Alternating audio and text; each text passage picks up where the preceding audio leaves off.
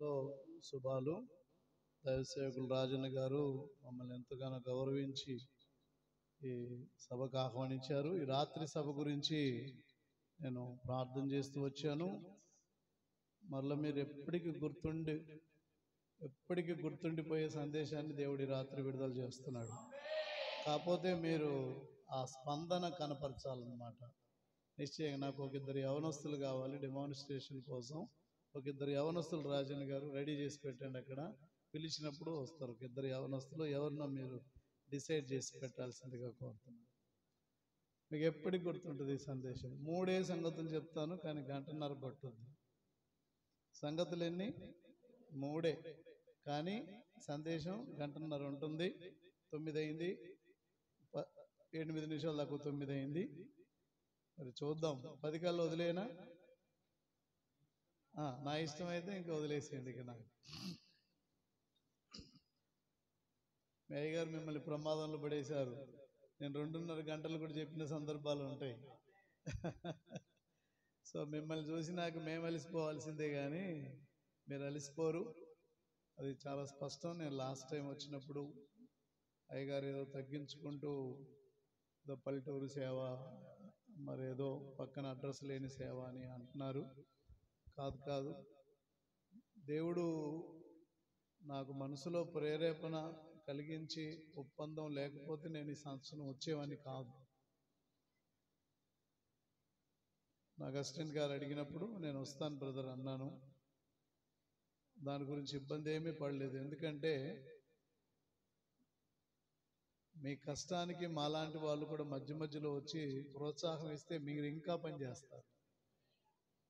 ఇది చాలా అవసరం.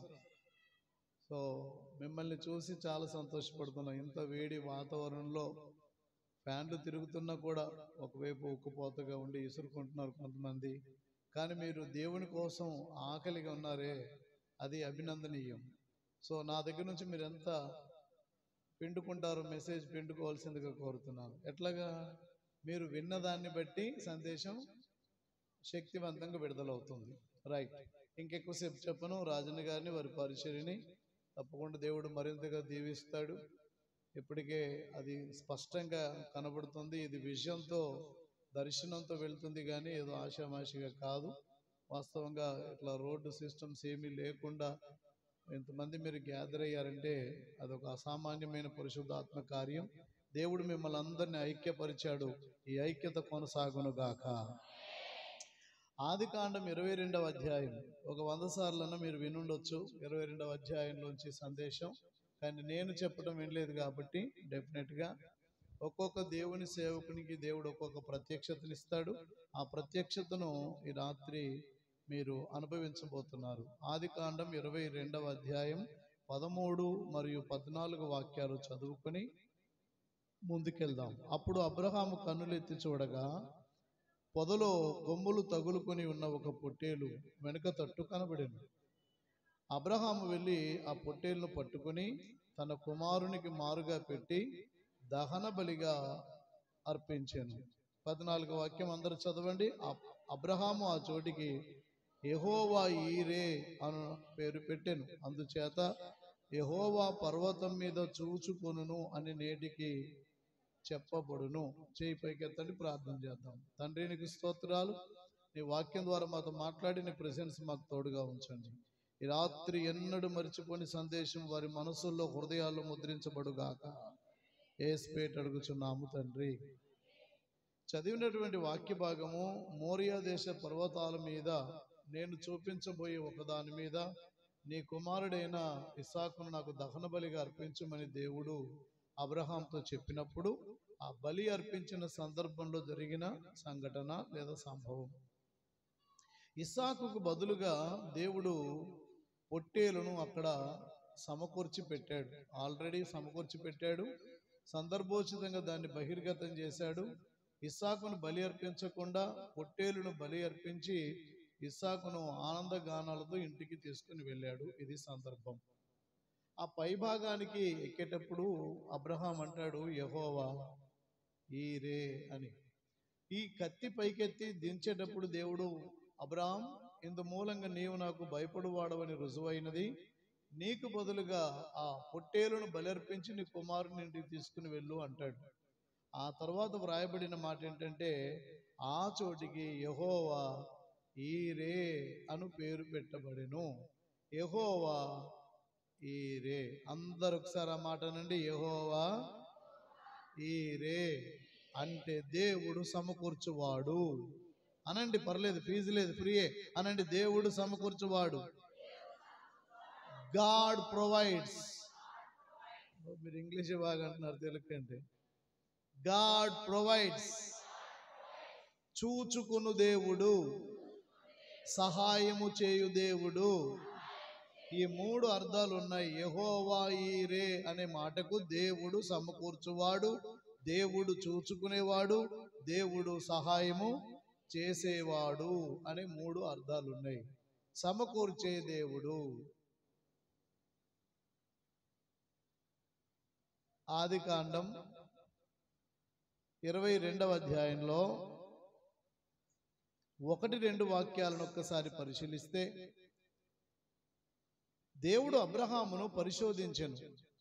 ఎట్లనగా, అబ్రమా అని పిలవగా అతడు చిత్తం ప్రభువా అనెను. నీకు ఒక్కడయ్యున్న నీ కుమారుని అనగా నీవు ప్రేమించు ఇస్సాకును తీసుకొని మోరియా దేశమునకు వెళ్ళి అక్కడ నేను నీతో చెప్పబోవు పర్వతాలలో ఒకదాని మీద దహన బలిగా అతన్ని అర్పించు అన్నాడు. 3వ వాక్యం, తెల్లవారినప్పుడు అబ్రహాము లేచి గాడిదకు గంత కట్టి తన పనివారిలో 2 తన కుమారుణ్ణి ఇస్సాకును వెంటబెట్టుకొని దహన బలి కొరకు కట్టెలు చీల్చి లేచి దేవుడు తనతో చెప్పిన చోటికి వెళ్ళెను. ఎవరు ఈ అబ్రహాము, ఎవరు ఈ ఇస్సాకు, ఈ బలి అర్పణ ఏంటి, కథ కమామిషి ఏంటి మనం తేల్చుకోవాలా. కల్దీయుల దేశంలో, అందరు నా వైపు చూడండి, అందరు నా వైపు, బైబిల్ అయిపోయింది కదా, నా వైపు చూడండి. రెఫరెన్స్ చెప్పినప్పుడే బైబిల్ వైపు చూడాలి. కల్దీయుల దేశంలోని ఊరు అనే ఒక ఊరిలో ఒక వ్యవసాయ క్షేత్రాన్ని నడుపుకుంటున్న కుటుంబంలో పుట్టి పెరిగాడు అబ్రాము. అతని తండ్రి పేరు తెరహు. సహజంగా వీరికి వ్యవసాయ క్షేత్రం ఉంది, వ్యవసాయం ఉంది, వ్యవసాయ భూమి ఉంది. సో వ్యవసాయ కుటుంబం. దీనికి తోడుగా ఇతని తండ్రి అయినటువంటి తెరహు కాస్త విగ్రహాలను తయారు చేసి అమ్ముకునే వ్యాపారం కూడా కలిగి ఉండేవాడు. అయినందున చిన్నప్పటి నుంచి తన తండ్రికి సహాయం చేసి ఈ విగ్రహాలను తయారు చేసేటటువంటి కర్మాగారంలో, అలాగే సేల్స్లో కూడా ఇతడు సహకారిగా ఉంటూ ఉండేవాడు. అతని జీవితం అప్పటికే, అతడు వివాహితుడు, వివాహమయ్యింది, తన జీవితాన్ని తాను జీవిస్తున్నాడు. అప్పటికి ఇంకా అతనికి పిల్లలు కూడా కలగలేదు. ఒక రోజున సడన్ గా అబ్రహామునకు మహిమ కలిగిన దేవుడు ప్రత్యక్షమైనాడు. హల్లెలూయా. మంచోడి తమ్ముడు ఉప్పందిస్తుండేలాగా హల్లెలూయా. మీకు ఆదికాండం 11వ అధ్యాయం 12వ అధ్యాయం తీకండి, నేను చెప్తాను, చెప్పినప్పుడే తీద్దరు కానీ. 11వ అధ్యాయం 12వ అధ్యాయంలో చూస్తే అబ్రహాం యొక్క తొలి పిలుపు మరియు నిర్ధారణతో నడిపించిన 2వ పిలుపుకు సంబంధించిన విషయాలు ఉంటాయి. మీరు 11వ అధ్యాయం కానీ 12వ అధ్యాయం కానీ చదివితే అబ్రహాముకు దేవుడు ఎలాంటి వాడిగా కనబడ్డాడో మనకు కనిపించదు. కానీ స్టెఫెను ప్రసంగిస్తూ అక్కడ అపోస్తల కార్యములు అంటాడు, మహిమ కలిగిన దేవుడు అతనికి ప్రత్యక్షమై. హల్లెలూయా. ఏ దేవుడు కనబడ్డాడు చెప్పండి పెద్దగా? ఇంకాసేపటికి పెంచుదాం, ముందటి నుంచి ఎందుకు స్పీడ్ వెళ్ళేది, కొద్దిగా వెళ్ళిపోదాం, ఓకేనా? ఏ దేవుడు కనబడ్డాడు? మహిమ కలిగిన దేవుడు అతనికి ప్రత్యక్షమయ్యాడు. ప్రత్యక్షమై అన్నాడు, అబ్రాహాం, నేను చూపించే దేశానికి పద, నేను కాలు మోపినంత లెక్కన, నీ కన్ను చూసినంత లెక్కన ఆ దేశాన్ని నేను నీకు ఇవ్వబోతున్నాను, నా పిలుపుకు లోబడమన్నాడు. ఆ దైవ దర్శనం పొందుకున్న తర్వాత ఆశ్చర్యచకితుడైపోయాడు. ఆ మహిమ కలిగిన దేవుని ప్రత్యక్షతకు సంపూర్ణంగా తనను తాను సమర్పించుకున్నాడు. ఇంటికి వచ్చాడు తన భార్య అయిన శారయితో, శారయి, నాకు మహిమ కలిగిన దేవుడు ప్రత్యక్షమయ్యాడు, నేను చూపించబోయే దేశానికి పదమన్నాడు, ఆ దేశాన్ని నాకు ఇస్తానన్నాడు, నువ్వు నాతో వస్తావా, రావడానికి సిద్ధమా అన్నాడు. ఆవిడంది, మీరు చెట్టు కింద ఉంటే చెట్టు కింద ఉంటాను, మీరు ఎక్కడుంటే నేను అక్కడ ఉంటాను, నేను మీతో రావడానికి సిద్ధమంది. దేవునికి స్తోత్రం. నా ఇంతకి మీకు ఏ దేవుడు కనబడ్డాడండి? ఈ దేవుడా, ఈ దేవుడా, ఇతడా? చాలా ఉన్నాయి కదా వాళ్ళ ఇంట్లో విగ్రహాలు. ఇవేవి కాదు. నాకు కనబడిన దేవుడు ఈ రూపాలలో లేనే లేడు. ఆయన మహిమ కలిగిన దేవుడు. ఎస్, మహిమ కలిగిన దేవుడు మీకు కనబడి రమ్మన్నాడు కాబట్టి నేను మీతో వస్తాను. ఇప్పుడు శారమ్మ అండ్ అబ్రాహం బయలుదేరుతుంటే నేను వస్తారా అన్నాడు తండ్రి. తండ్రి పేరు తెరహు. అనండి, పేరు అనండి ఒకసారి. తెరహు. తెరహు అనే మాటకు అర్థం ఆలస్యం. మిస్టర్ ఆలస్యరావు కూడా వీళ్ళతో బయలుదేరాడు. ఈయన పేరు తెరహు, తండ్రి. ఇక అన్న కొడుకు ఒకడు ఉన్నాడు. అన్నయ్య చచ్చిపోయి ఉన్నాడు. అతడి పేరు లోతు, అన్న కొడుకు. అతడు కూడా నేను మీతో వస్తాను బాబాయ్ అన్నాడు. సరే, అందరు కలిసి బయలుదేరారు. కొద్దిమంది పనివారులు ఉన్నారు, కొద్దిపాటి మందలు కూడా వెంట ఉన్నాయి. వీరు బయలుదేరి వస్తుంటే, బాయ్ ఏ ఊరు బయలుదేరావు అని అడిగారు అబ్రాహాముని. అప్పుడు అబ్రహాం అంటాడు, దేవుడు చూపించే దేశం వెళ్తున్నాను బాబాయ్ అని. ఏ దేశం రా? దేవుడు చూపించే దేశం. దేవుడు చూపించే దేశం. రే, ప్రశ్న అన్నా అర్థం చేసుకో, జవాబన్నా నాకు అర్థం ఏంటంటే చెప్పు. ఏ దేశం రా అంటే దేవుడు చూపించేది అంటావు. అదే ఏందో చెప్పు. తెలియదు బాబాయ్, చూపిస్తాను అన్నాడు. రే, నీకేమైనా భక్తి ముద్రి పాకాన పడిందా? స్క్రూ లూజ్ అయిందా? ఎవరైనా ఎక్కడికైనా పోతున్నారంటే ఎక్కడికో తెలుసుకొని పోవాలి కానీ దేవుడు చూపించే దేశం. అమ్మాయి, ఈయన పట్టుకొని కుక్కతోక పట్టుకొని గోదావరి ఈదినట్టుగా నీకన్నా చెప్పాడా అంటే, లేదు మామయ్య గారు, నాకు చెప్పలేదు. నీకేం చెప్పాడమ్మాయి? నాకా దేవుడు చూపించే దేశం అని చెప్పాడు. నువ్వు నమ్మావా? ఆయన ఎక్కడ ఉంటే నేను అక్కడేనన్నాడు. గంగలదు ఒకటి పోండి అన్నాడు. బయలుదేరారు. తండ్రి వచ్చాడు. యూప్రటీసు నది ఉంది. యూప్రటీసు నది దాటంగానే షెకెము వస్తుంది. షెకెము అన్నది కనాను దేశంలో ఒక రాష్ట్రం. బాగా వినాలి మీరు. ముందు దీన్ని అంతా అర్థం చేసుకున్నాక సందేశంలోకి వెళ్దాం. యూప్రటీసు నది దాటంగానే, అంటే ఇప్పుడు నాకు డోరు తిన్నగుంది కదా, ఈ కల్దీయుల దేశం నుంచి కొంత దూరం నడిచి వచ్చినాక యూప్రటీసు నది దాటితే షెకెము అనే రాష్ట్రం వస్తుంది. అది దేవుడు చూపించే దేశం వాస్తవంగా. అయితే నది ప్రాంతానికి రాగానే నది దాటనివ్వకుండా తన తండ్రి అయినటువంటి తెరహు కుమారుని అటకాయించాడు. వెళ్దాం లేరా, ఇప్పుడు దాటడం ఏముంది, కొంచెం అట్లా ముందుకు వెళ్దాంపా, సస్యశ్యామలమైన ప్రాంతం, నీరు సమృద్ధిగా ఉంది, మన మందలకు కూడా సరిపోతుంది, వెళ్దాంలే వెళ్దాంలే, అక్కడ దాటుదాంలే అంటూ 600 మైళ్ళు నడిపించాడు. 600 మైల్స్ ముందుకు వెళ్ళిపోయాడు. అక్కడ వేడి నీళ్ళ ఊట హారాను అనే ప్లేస్ లో సెటిల్ అయిపోయారు. పిలిచిన పిలుపు, ఆ దర్శనము అంత అంతర్ధానమైంది.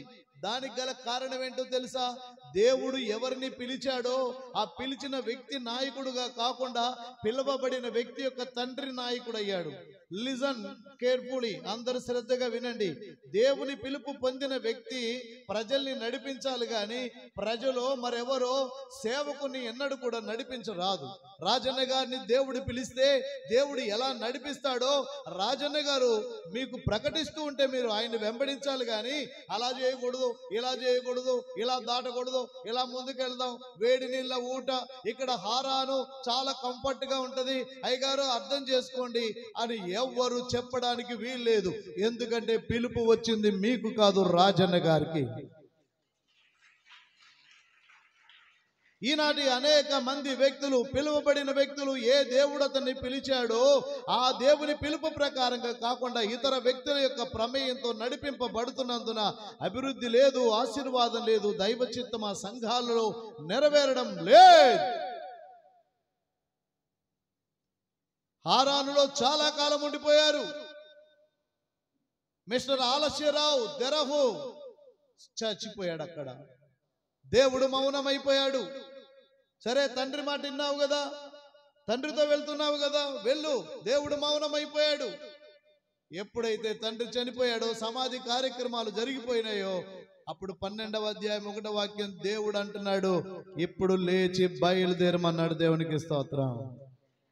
మళ్ళీ బ్యాక్ 200 మైల్స్, 200 మైళ్ళు మళ్ళీ వెనక్కి నది పొడుగ్గా నడిచి వచ్చి కరెక్ట్ ఎక్కడ దాటాలో అక్కడ యూప్రటీస్ నది దాటి అవతలికి వెళ్ళాడు. అక్కడికి వెళ్ళిన తర్వాత షెకెము నందలి ఒక సింధూర వృక్షం కింద బస చేస్తాడు. అది ఫస్ట్ బస అబ్రహాము జీవితంలో. నేను అబ్రహాము జీవితం మీద 27 భాగాలు సిరీస్ ఆఫ్ మెసేజ్ చెప్పాను. కృపా సమాజం, ఎప్పుడన్నా మీకు అవకాశం ఉండి ఖాళీ ఉంటే కృపా సమాజం అని ఒక్కసారి యూట్యూబ్లో కొడితే కనబడుతుంది. 27 భాగాలు. ఇప్పుడు చెప్పింది కూడా అందులో భాగమే. అయితే అప్పుడు వాళ్ళకు చెప్పిన విధానం వేరు, మీకు చెప్పే విధానం వేరు. మీకు అర్థమయ్యే భాషలో మీకు అవసరమైన రీతిగా బోధించే ప్రయత్నం చేస్తున్నాను నేను ఇక్కడ. ఇది ఒక భాగం. ఇది నేను చెప్పిన సిరీస్లో 27 భాగాలలో 20వ భాగం, 20th పార్ట్, 20వ భాగం. ప్రతి ఒక్కరూ తెలుసుకోవలసిన అబ్రహాము జీవితాన్ని 27 భాగాలు, 27 వారాలు వరుసనే చెప్పుకుంటూ పోవడం జరిగింది. సంవత్సరంలో దాదాపు సగం కంటే ఎక్కువ ఆ సిరీస్కే సరిపోయింది. నా సింధూర వృక్షం దగ్గరికి వెళ్ళి అక్కడ కూర్చుంటాడు. అక్కడ 2 విషయాలు జరిగినాయి అబ్రహాంకు. ఒకటి, యెహోవా దేవుడు అతనికి ప్రత్యక్షమైనాడు. దేవునికి స్తోత్రం.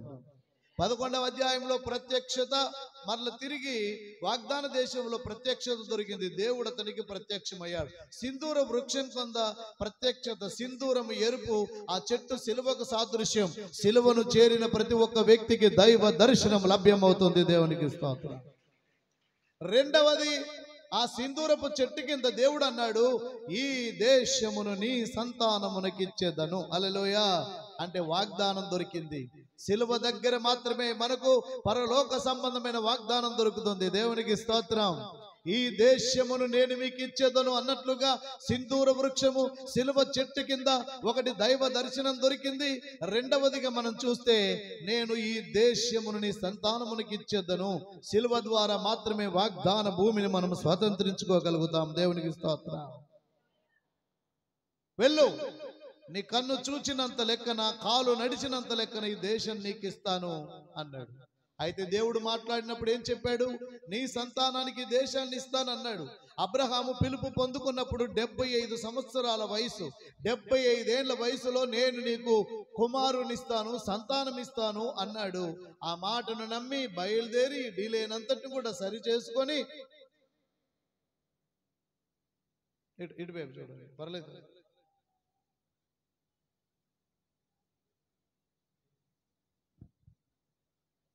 ఆ డిలే అంతటిని కూడా సరి చేసుకొని బయలుదేరి, చూడండి, ఎవరొకరు చూడండి అమ్మ, ఏంటో అందరూ అటు చూడకండి. క్రైస్తవులకి ఏంటంటే ఈగెళ్ళింది అనుకోండి, ఈగ మొహం ఎన్నడు చూడనట్టుగా ఈగ ఎడిపోతే అటు చూస్తుంటారు బోధ చెప్పేటప్పుడు.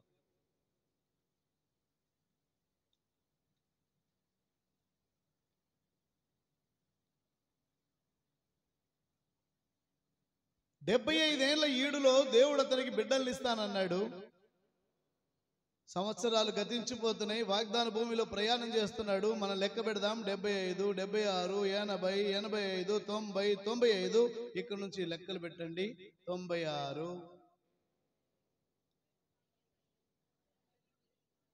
100 కాలేదు, 99 వచ్చింది.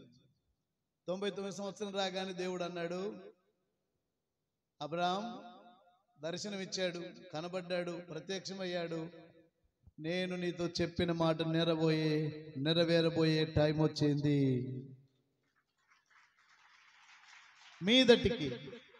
మీదటికి నెక్స్ట్ ఇయర్ కల్లా నీకు 100, నీ కౌగిట్లో ఒక కుమారుడు ఉంటాడు అన్నాడు. దేవునికి స్తోత్రం. ఆమేన్. అక్కడే ఉన్న సారమ్మ, సారా నవ్వావా? లేదు, నేను నవ్వలేదు, నేనెక్కడ నవ్వాను, నేను నవ్వలేదు అంది. సారా, నువ్వు నవ్వావు కాబట్టి నువ్వు నీళ్లు పోసుకున్న కాడ నుంచి ఊరంతా నవ్వుద్ది, నువ్వు కన్నప్పుడు ఊరంతా నవ్వుద్ది. ఇంకా నీకు ఒక విషయం చెప్తున్నాను, నువ్వు నమ్మట్లేదు, నవ్వావు, ఏదో తేలిగ్గా తీసుకున్నావు. నీకు పుట్టబోయేవాడు కుమారుడు. వాడికి ఏం పేరు పెట్టాలో తెలుసా? మిస్టర్ నవ్వు అని పెట్టాలి. దేవునికి స్తోత్రం. ఇస్సాకు అనే పేరుకి అర్థం ఏంటో తెలుసా? నవ్వు అనండి ఒకసారి. నవ్వు. నీకు నవ్వు పుడతాడు. పుట్టినోడి పేరు నవ్వు అని పుట్టక ముందే, గర్భధారణ జరగక ముందే దేవుడు పేరు కూడా ఇచ్చేశాడు. దేవునికి స్తోత్రం. సరే సరే అంది. ప్రభు వారు అంతర్ధానం అయ్యారు. ఓ వారం 2 వారాలు గడిచిపోయిందేమో. ఇంతలోనే కక్కేస్తుంది ముసలావిడ. 90 ఏండ్లు. చెప్పండి ఎన్నేండ్లు? ఆయనకి ఎన్ని ఏండ్లు? 99, మీకు 89. 10 ఏండ్లు తేడా వీళ్ళిద్దరి మధ్యలో. దాదాపు 89, 90 ఏండ్ల వయసులో ముసలావిడ. ఈ ముసలావిడ కక్కుతుంటే అబ్రహాం ఏదో పనిచేసి బరబర పరిగెత్తుకొచ్చి, ఏంటి సారా ఇప్పటికీ అదే పనిగా కక్కుతున్నావు, రా నేను నిన్ను నాటు వైద్యం దగ్గర తీసుకెళ్తానంటే, నన్ను చూడాలి మీరు, నేను రాను అంటుంది. నీకు 90 పడుతున్నాయి, నీరసించిపోతావు, డిహైడ్రేషన్ ఏర్పడుతుంది, రా రా నా మాట వినంటుంటే నేను రాను. ఎందుకు అదే పనిగా వాంతులు చేస్తున్నావు అంటే, ఇవి ఆ వాంతులు కాదులే మరి.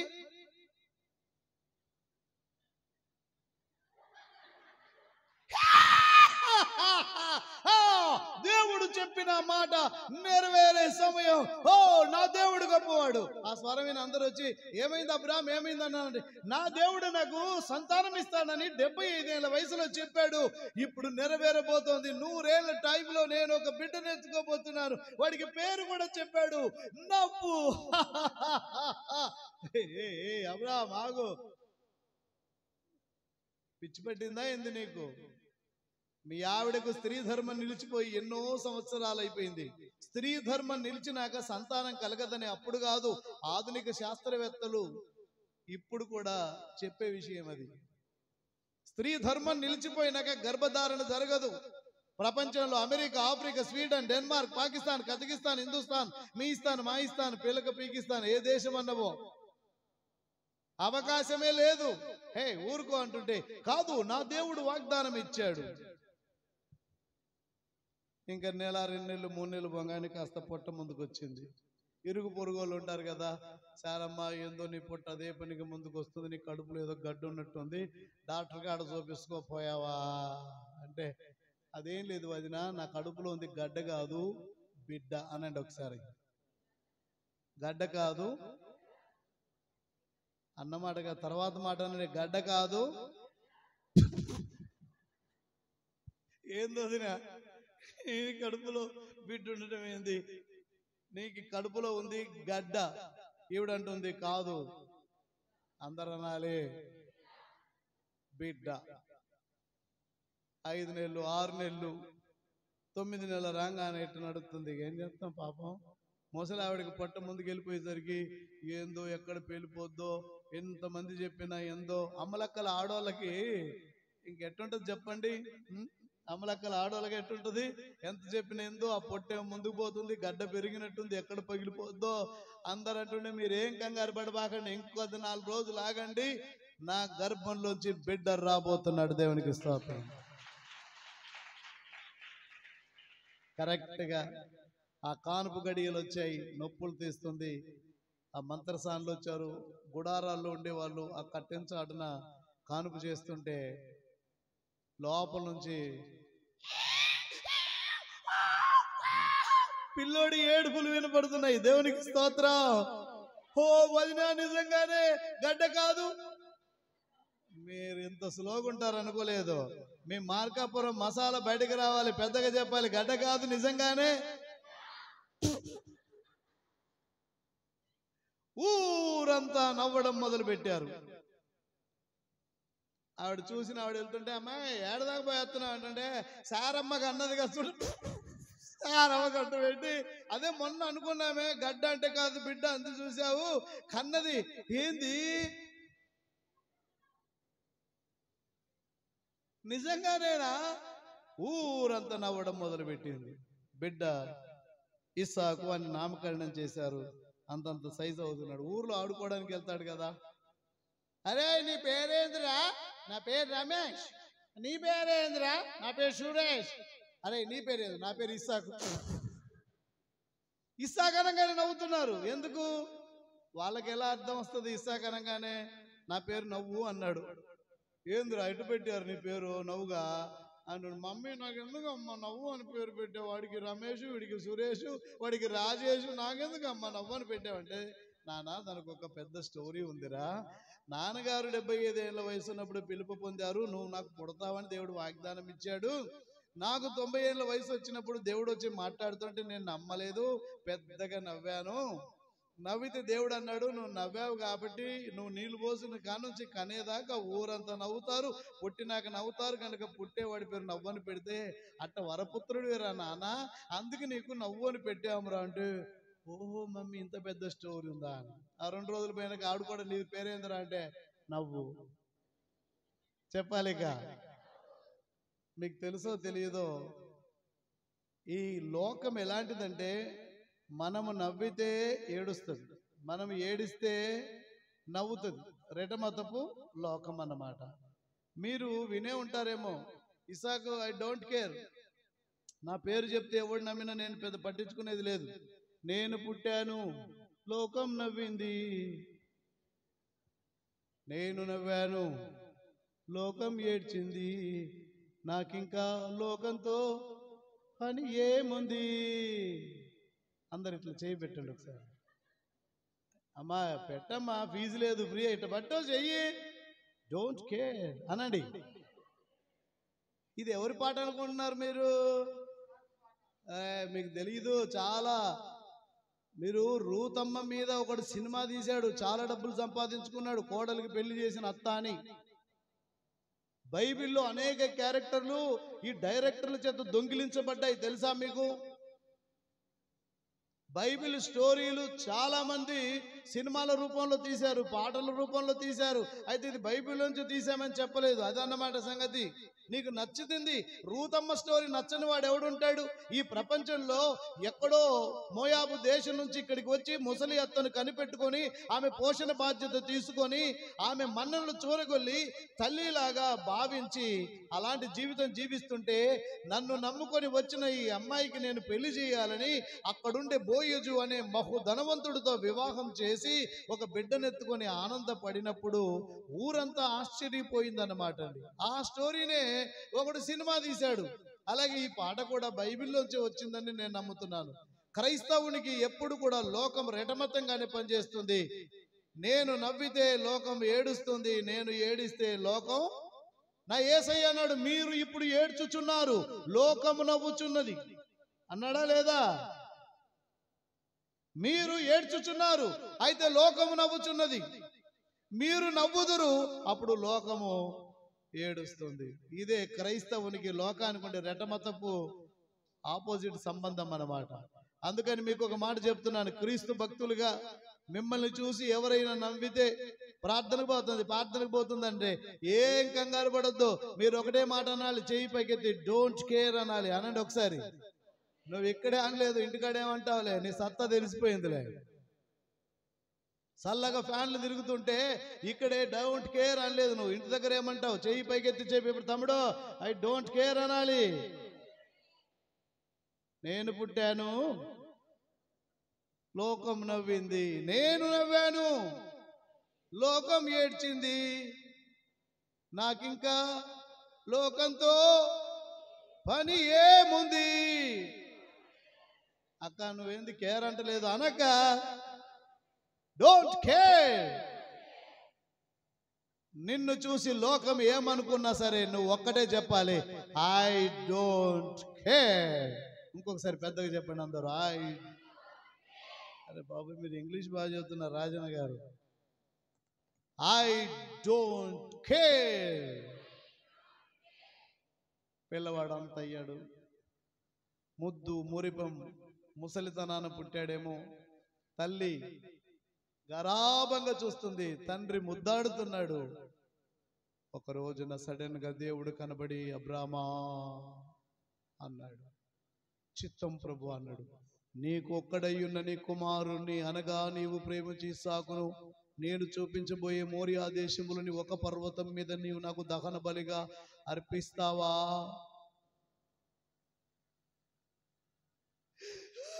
ఏంది ప్రభా నాకు ఈ పరీక్ష, ఇట తీసుకునే లెక్కన వాడిని నాకు ఇవ్వకపోయినా బాగుండు. 100 ఏళ్ల వయసులో ఇచ్చావు, అంత సైజ్ అయ్యాడు, ఆడి మీద నా ప్రాణాలన్నీ పెట్టుకొని ఉంటే పిల్లని దహన బలి అంటే చంపటం, కాల్చటం, బూడిద చేయటం. అసలు నువ్వు దేవుడివేనా? నీ హృదయము కఠిన హృదయము. అనాలి. కానీ అనలా, చిత్తము ప్రభువా నేను సమర్పిస్తాను అన్నాడు. దేవుడు అంతర్ధానమైపోయాడు. ఎప్పుడు తెల్లారుతుందా, నా దేవుడు చెప్పిన మాట నెరవేర్చాలి అని ఎదురు చూస్తున్నాడు. హల్లెలూయా. తెల్లవారంగానే గాడిదకు గంత కట్టాడు, 2 పనులను తీసుకున్నాడు. కుమారుడా రారా అన్నాడు. పుల్లలు నరికాడు, మోపుగా కట్టాడు, తీసుకున్నాడు. చేతితో కత్తి పట్టుకున్నాడు, నిప్పు పట్టుకున్నాడు, బయలుదేరి వెళ్తున్నాడు. శారమ్మ కూడా చెప్పలేదు. శారమ్మకి చెప్తే ఒప్పుకోదన్నమాట. తర్వాత చెప్పొచ్చులే అనుకున్నాడు, బయలుదేరి వెళ్ళిపోయాడు. బైబిల్ అంటుంది అబ్రహామును దేవుడు పరిశోధించెను అనండి ఒకసారి ఆ మాట.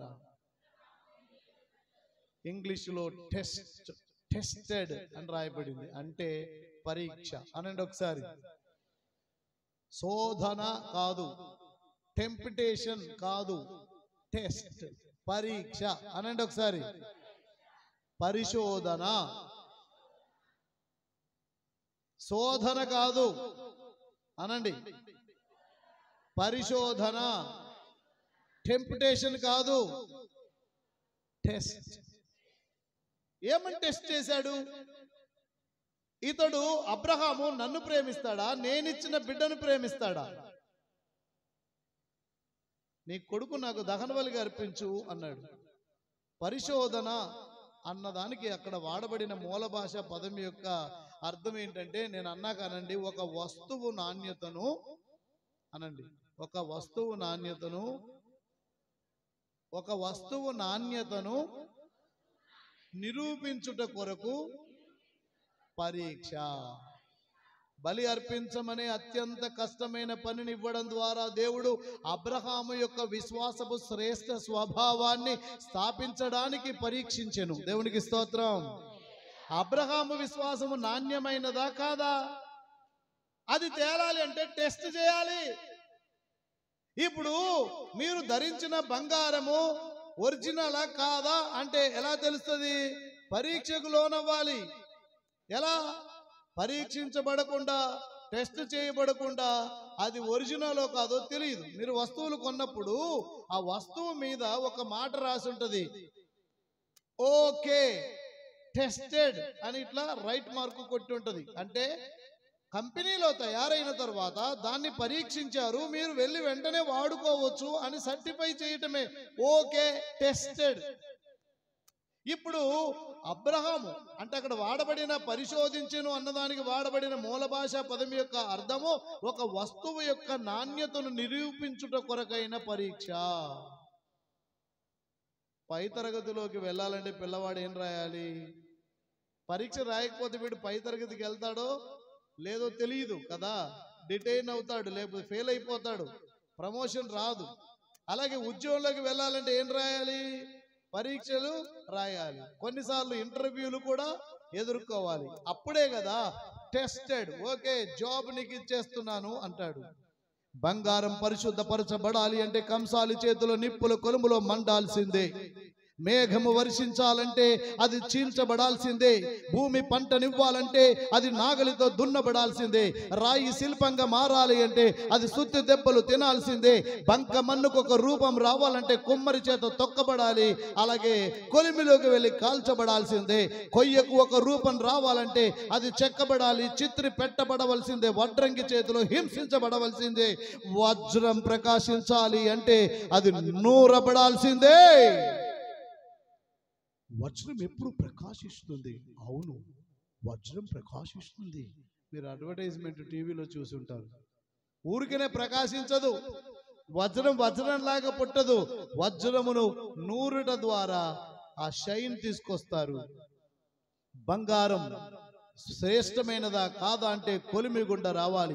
మేఘం వర్షించాలంటే చీల్చబడాలి. భూమి పంటనివ్వాలంటే నాగలితో దున్నబడాలి. రాయి శిల్పంగా మారాలంటే శిల్పి చేతితో అది చెక్కబడాలి. బంకమన్ను ఒక కొండగానో పాత్రగా కావాలంటే తొక్కబడాలి, కాల్చబడాలి. కొయ్యకు రూపం రావాలంటే కొయ్యబడాలి, చెక్కబడాలి, చిత్రి పట్టబడాల్సిందే. వజ్రం ప్రకాశించాలి అంటే అది నూరబడాల్సిందే. తమ్ముడు ఉన్నావా? ఇది మ్యూజిషియన్స్ ఎడికి పేరులో కాల్చబడకపోతే స్వర్ణం విలువ పొందలేదు, చీల్చబడకపోతే మేఘం వర్షాన్ని ఇవ్వదు, దున్నబడకపోతే భూమి పంటనివ్వలేదు, చెక్కబడకపోతే శిల్పం కాదు, శ్రమల కొలిమిలో కాలకపోతే యేసు రూపు రాదు. మీ డ్రమ్ములు కూడా లేవయ్యా మీ సంఘంలో? మ్యూజిషియన్స్ నమ్ముకుంటే ఇదే గతి, ఎక్కడైనా వాళ్ళు ఎటో పోతారు. డ్రమ్ములు కానీ ఏమి లేవా? త్రిపుల్ కాంగోలు ఏమి లేవా? అవి కూడా పెట్టండి రాజన్న గారు, వీళ్ళు నమ్మబాకండి. కాల్చబడకపోతే స్వర్ణం. అరే అరే, వాళ్ళు మ్యూజిషియన్స్ బయటకు వెళ్ళి వాటిని నిర్వహించేట్లకు తగిలిచ్చారు. మీరు పెట్టుకున్నారు ఇట్లా అనండి, 5 తంతులు అనండి, 5 తంతులు అనండి, 2 కలిస్తే 10 తంతులు, 10 తంతుల సితారా ఎప్పుడు మనతోనే ఉంటది. తెలుసో తెలియదు మీకు? 10 తంతుల సితారా ఏడుంది? ఇటు చూపించండి, మీ తంతుల సితారా చూపించండి. కాల్చబడకపోతే స్వర్ణం విలువ పొందలేదు, చీల్చబడకపోతే మేఘం వర్షాన్ని ఇవ్వదు, దున్నబడకపోతే భూమి పంటనివ్వలేదు, చెక్కబడకపోతే శిల్పం కాదు, శ్రమల కొలిమిలో కాలకపోతే యేసు రూపు రాదు. నువ్వు శ్రమల కొలిమిలో కాలకపోతే యేసు రూపు రాదు. నమ్మునేస్తమా ఇది సత్యం, వీడబోకుమా విశ్వాసం. నమ్మునేస్తమా ఇది సత్యం, వీడబోకుమా విశ్వాసం. నీ ఆశ నిరాశ కానే కాదు, వేదన ఎందుకు? నీ కన్నీరు కలకాలముండదు, కలతే చెందకు. నీ ఆశ నిరాశ కానే కాదు, వేదన ఎందుకు? నీ కన్నీరు కలకాలముండదు, కలతే చెందకు. నిన్ను పిలచిన దేవుడు నమ్మదగినవాడు, శోధనలో నిన్ను విడిచిపెట్టిపోడు. నిన్ను పిలచిన దేవుడు నమ్మదగినవాడు, శోధనలో నిన్ను విడిచిపెట్టిపోడు. కంటి పాపలా తోడుండి నిన్ను కాచుకుంటాడు, కన్న తండ్రిలా తోడుండి నిన్ను ఆదుకుంటాడు. కంటి పాపలా తోడుండి నిన్ను కాచుకుంటాడు, కన్న తండ్రిలా తోడుండి నిన్ను ఆదుకుంటాడు. నమ్మునేస్తమా ఇది సత్యం, వీడబోకుమా విశ్వాసం. నీ ఆశ నిరాశ కానే కాదు, వేదన ఎందుకు? నీ కన్నీరు కలకాలముండదు, కలతే చెందకు. జై శ్రీ యేసు దేవునికి. జై అనమంటే జై అనండి, హల్లెలూయా అనమంటే హల్లెలూయా అనండి. జై శ్రీ యేసు బాబుకి. అబ్రహాము యొక్క విశ్వాసము నాణ్యతను నిరూపించుకోవటం కోసమై పరీక్షించబడింది. అయితే ఆ పరీక్షలో అబ్రహాము 100కి 100 మార్కులు సాధించాడు. చప్పట్లు కొట్టి దేవుని కనపరచుదాం. మనము ఎదుర్కొంటున్న శోధనలు, మనం ఎదుర్కొంటున్న పరిశోధనలు, మనం ఎదుర్కొంటున్న పరీక్షలు భౌతికంగా వినాలి, భౌతికంగా, ఆర్థికంగా, మానసికంగా మనని కృంగదీయవచ్చేమో, ఆత్మీయంగా మాత్రం మన ఉన్నత శిఖరాల మీద నిలబెడతాయి. ఆమేన్, ఆమేన్, ఆమేన్. అబ్రహాం సహజంగా 3 పరీక్షలు ఎదుర్కొన్నాడు మొత్తం ఓవరాల్గా లైఫ్లో. 1 ఆదికాండం 12వ అధ్యాయం 1వ వాక్యం, నీ దేశాన్ని బంధువులను విడిచిపెట్టి రా, పాస్ అయ్యాడు. Number 1 test. నంబర్ 2 ఆదికాండం 17వ అధ్యాయం 17, 18 వాక్యాలు. ఇష్మాయేలును గూర్చి ఆశలు వదిలేయి, అతన్ని తీసుకెళ్లి నీ భార్య చెప్పిన ప్రకారంగా బయట వదిలేసి రమ్మన్నాడు. ఆశలు వదులుకున్నాడు. తెల్లవారినప్పుడు తీసుకెళ్లి వదిలేసి వచ్చాడు. అంటే అది రెండవ పరీక్ష. ఎందుకంటే హాగరు ద్వారా అబ్రహాముకు జన్మించిన వాడు కాబట్టి ఆ బిడ్డ మీదనే ఎంతో ప్రేమ కలిగి ఉన్నాడు. కానీ దేవుడు అన్నాడు వదిలేసేయి అన్నాడు. వదిలేశాడు. 100కి 100 మార్కులు పాస్ అయిపోయాడు. కానీ మూడవ పరీక్ష అతి కష్టమైన పరీక్ష. నీవు ప్రేమించు నీకొక్కడయ్యున్న నీ కుమారుని నాకు దహన బలిగా అర్పించుము. ఈ పరీక్షలో ఖచ్చితంగా ఇతడు ఫెయిల్ అయ్యే అవకాశం ఉండింది. కానీ అబ్రహాము ఫెయిల్ అవ్వలేదు. 100కి 101 మార్కులతో పాస్ అయ్యాడు. దేవునికి స్తోత్రం.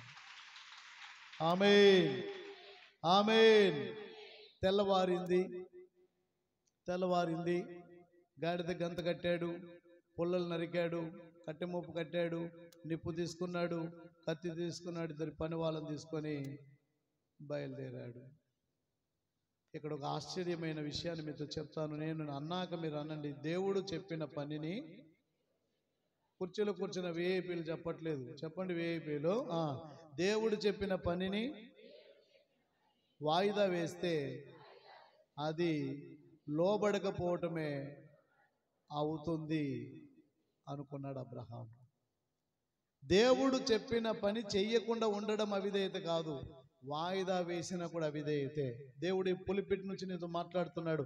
రక్షణ పొందు, బాప్తిస్మం పొందు, పాప క్షమాపణార్థమై ప్రభు సాక్షిగా ఉండమంటే రేపు పొందుతాలే, వచ్చే సంవత్సరం పొందుతారు, ఈసారి కోటాలకు పొందుతారు, పిల్లలు పుట్టినాక పొందుతాలే, పిల్లోడికి ఉద్యోగం రాగానే పొందుతాలే, ఇల్లు కట్టినాక. నువ్వు అవిధేయతలో ఉన్నావు. దేవుడు చెప్పిన పనిని వాయిదా వేయడం కూడా లోబడకపోవటమే అని గ్రహించాడు అబ్రహాము. వెంటనే బయలుదేరాడు తన పిల్లవాడిని తీసుకొని. రైట్, ఒక కుర్రాన్ని ఇవ్వాల్సిందిగా కోరుతున్నాను. ఇద్దరు కావాలి నాకు, ఇద్దరు రండి. ప్రసంగం అయిపోయేదాకా ఉండాలి. ఇష్టమైతే రండి, లేకపోతే అక్కడే ఉండండి. రండి. రైట్, అక్కడ ఉండిపోను, ఇక్కడ కూర్చో. నువ్వు ఇట్రా, నీతో పని ఉంది కదా. నువ్వు ఇస్సాకు అక్కడ కూర్చో. కుమారుని తీసుకున్నాడు. గాడిద, కట్టె పుల్లలు తీసుకురా నాన్న. రైట్, ప్రయాణమై వచ్చారు. వినాలి, ప్రయాణమై వచ్చారు. చూపించబోయే ఒక పర్వతం మీద దహన బలి కదా అర్పించాల్సింది.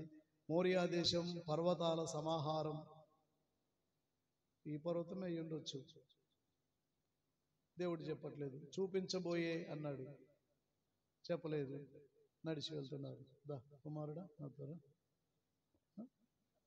కర్రలేదు తర్వాత ముందే, ఊరికి ముందే నువ్వు కర్రలంటే కర్రల సంగతి నేను చెప్తా కదా. వెళ్దాం రా. అబ్రహాం, ఇస్సాకు బయలుదేరుతున్నారు. ఏ పర్వతమా? ఏ పర్వతమా? ఇదేనా? ఇదే అయి ఉండొచ్చు. నెక్స్ట్ అయి ఉండొచ్చు. పొద్దుగూకింది.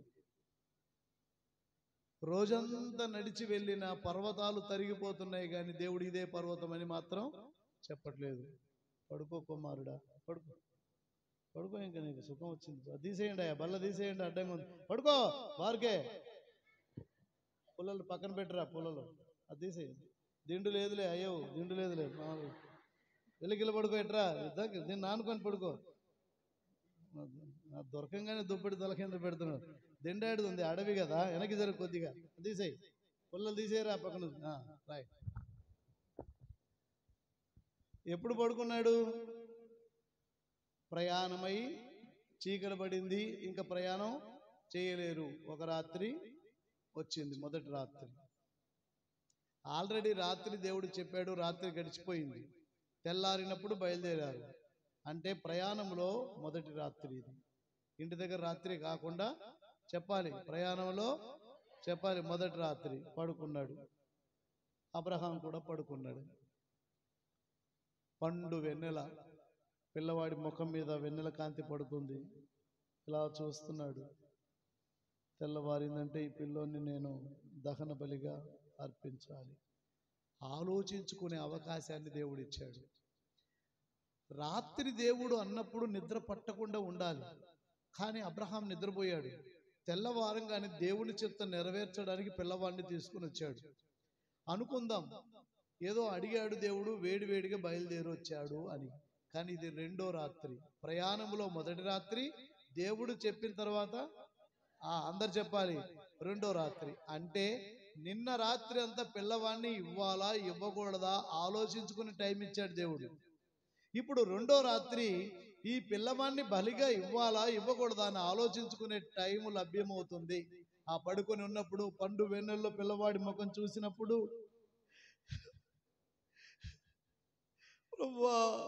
నిన్న ఏదో అన్నావు, వచ్చాను, ఇచ్చేద్దాం అనుకున్నాను, కానీ రెండో రాత్రి నా బిడ్డను చూస్తే నాకు ఇవ్వాలనిపించట్లేదు అని అంటాడేమోనని. కానీ అబ్రహాము అలా ఆలోచిస్తూ తాను కూడా నిద్రలోకి జారుకున్నాడు. దేవునికి స్తోత్రం. ఏమైందో చెప్పరా బాబు, కుమారుడా, లే వెళ్దాం. ఈ పర్వతం అయి ఉండొచ్చు, ఇదై ఉండొచ్చు, ఇదా ఇదా ఎట్రా, ఈ పర్వతమా మళ్ళీ చీకటి పడింది, పడుకో.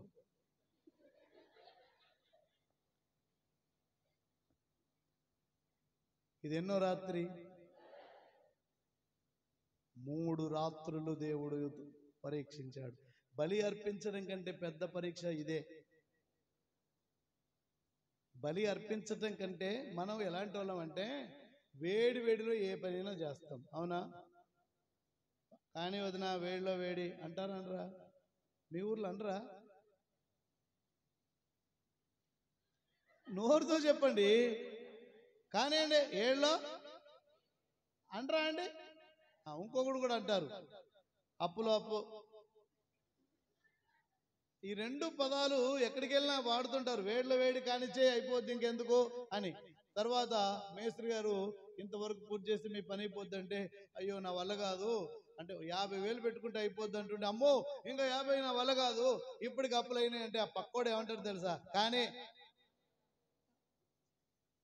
కొంచెం పెద్దగానే అన్నమాట, రోజు వాడే పదాలే కదా అవి. కానీ 50,000 ఏముంది, అప్పులో లాగిచ్చేద్దాం. మనుషులు వేళ్ళలో వేడిగా ఏ పనైనా చేస్తారు, అప్పులో అప్పు ఏ పనైనా చేస్తారు. కానీ దేవుడు నిన్ను ఆవేశంగా వేళ్ళ వేలు ఇచ్చేయి అంట్లా 3 రాత్రులు పరీక్షించాడు. ఇప్పుడు ఖచ్చితంగా అబ్రహాం నా వల్ల కాదయ్యా, నేను ఇంటికి వెళ్ళిపోతానయ్యా అనే తరుణం ఇచ్చాడు. కానీ ఈ 3వ రాత్రి కూడా అలాగ నిద్రపోయాడు అబ్రహాము. తెల్లవారింది, కుమారుడాలే బయలుదేరి వెళ్తున్నాడు. మళ్ళీ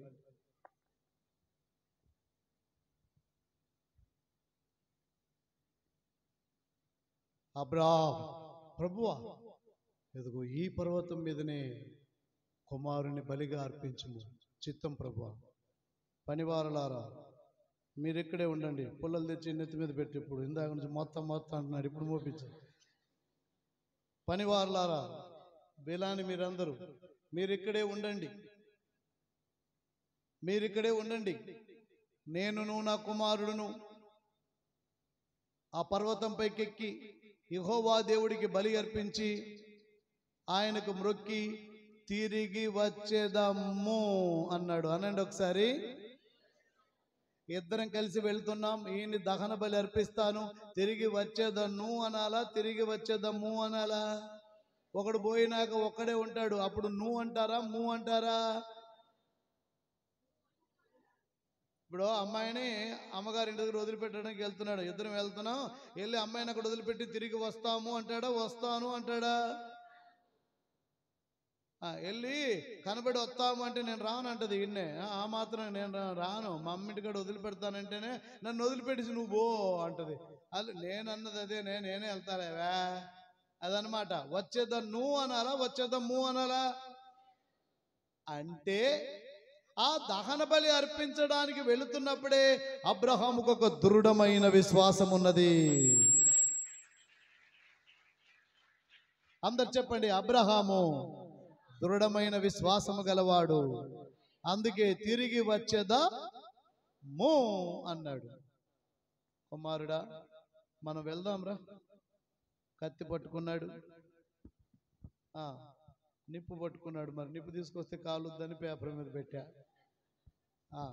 అబ్రహాము నిప్పు పట్టుకున్నాడు. అయ్యగారు నిప్పు, కత్తి పట్టుకున్నాడు. పదా కుమారుడా రా. నానా అన్నాడు. ఏమి నా కుమారుడా? నానా మనం పట్టుకుంటే కదా. నానా మర్చిపోయావు నానా. ఏం మర్చిపోయావురా? నానా నా తల మీద కట్టెలున్నాయి, నీ ఎడం చేతిలో నిప్పు ఉంది, కుడి చేతిలో కత్తి ఉంది. మరి దహన బలికి గొర్రె పిల్ల ఏది నానా అన్నాడు. గుండెలు చీల్చే ప్రశ్న.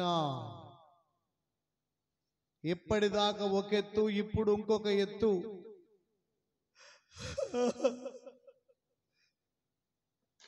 కుమారుడా నేను దాచానురా,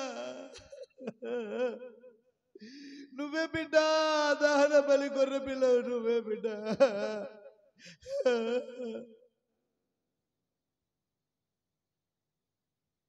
నువ్వు నేనైతే అంతే చేసే వాళ్ళమేమో. ఆ గుండెను చీల్చే ప్రశ్న, నాన్న గొర్రె పిల్ల ఏది నాన్న అనలేదు. ఏమన్నాడు తెలుసా? గొర్రె పిల్లను దహన బలి కొరకు దేవుడు చూచుకుంటాడు. కొట్ట చప్పట్లో. హల్లెలూయా, హల్లెలూయా, హల్లెలూయా, హల్లెలూయా, హల్లెలూయా. పనివారలతో అంటున్నాడు, మేము తిరిగి వచ్చేదా. కుమారుడితో అంటున్నాడు, కుమారుడా దహన బలికి గొర్రె పిల్లను దేవుడే. ఇతడికి తెలియదా ఇతడి దహన బలి గొర్రె పిల్లని? తెలుసు, కానీ ఇతడి నమ్మకం ఏమిటో తెలుసా? ఇప్పుడు వినండి. అబ్రాహాం, నీ కుమారుని గర్భవాసాన నేను సంతానం ఇస్తాను, ఆకాశ నక్షత్రాల్లాగా నేను విస్తరింపజేస్తాను, భూమి మీద ఇసుక రేణువులాగా చేస్తాను, ఈ దేశమంతా నీ సంతానమునికి ఇచ్చేదనని నా దేవుడు పలికాడు. మరి నేను నా కుమారుడికి పెళ్లి చేయలేదు, వాడికి ఇంకా పిల్లలు పుట్టలేదు. దేవుడు దహన బలిగా ఇవ్వమంటున్నాడు. నేను దహన బలిగా ఇస్తే వీడికి పెళ్లి అవ్వదు, పిల్లలు పుట్టరు. అప్పుడు దేవుడి మాట విఫలమవుతుంది. నాకెందుకంట? దేవుడు ఇవ్వమన్నాడు, ఇచ్చేస్తాను. కానీ నాకు నమ్మకం, దేవుడు మాట తప్పే దేవుడు కాదు. వీడి ద్వారా బిడ్డల్ని ఇస్తానన్నాడు కాబట్టి, దహన బలి అంటే చంపి కాల్చటం, కాల్చిన వాడికి పిల్లలు పుట్టరు కాబట్టి తప్పకుండా దేవుడు ఇతనికి బదులుగా ప్రత్యామ్నాయం ఇస్తాడు.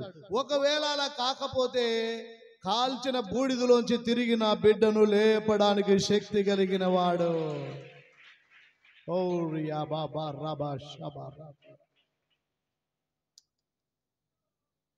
హల్లెలూయా. చేతులెత్తి పెద్దగా 7 సార్లు చెప్పండి, హల్లెలూయా.